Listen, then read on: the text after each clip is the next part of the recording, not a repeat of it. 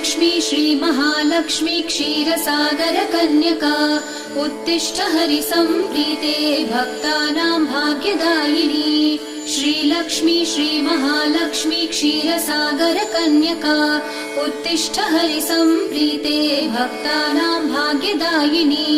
उत्तिष्ठोत्तिष्ठ श्रीलक्ष्मी विष्णुवक्षस्थलालये उत्तिष्ठ करुणापूर्णे लोकानां शुभदायिनी।